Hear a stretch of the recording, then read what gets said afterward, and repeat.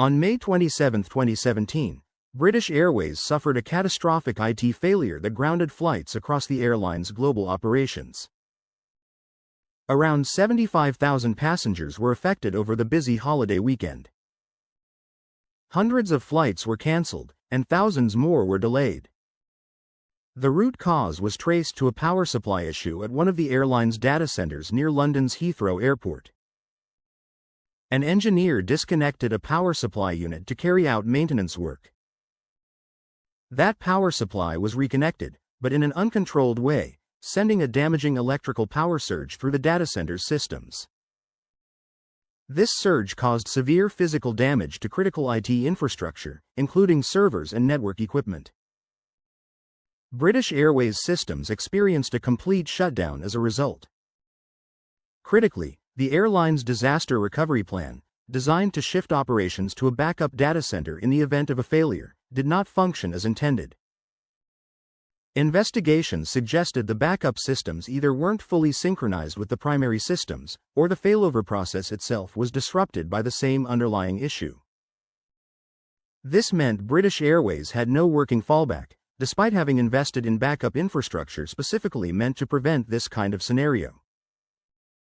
As systems went down, check-in, baggage handling, and flight operations systems were all affected simultaneously. Passengers faced chaotic scenes at airports, with long queues, cancelled flights, and lost luggage across multiple locations. It took British Airways several days to fully restore normal operations. The financial cost of the incident was estimated at over £100 million, factoring in compensation, rebooking costs, and reputational damage.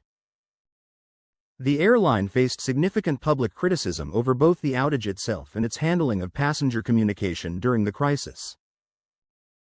The technical root cause combined a physical infrastructure failure, an uncontrolled power surge, with an inadequate disaster recovery process that failed exactly when it was needed most. Having a backup system in name only, without regularly testing that it actually works under failure conditions, offers a false sense of security.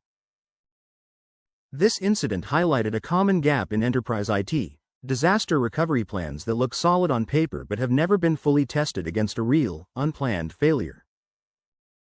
The lesson is that failover systems need regular, realistic testing, not just periodic checkbox audits. Physical infrastructure changes, like power supply maintenance, need strict, well-controlled procedures, given how much can go wrong when reconnecting large-scale systems improperly.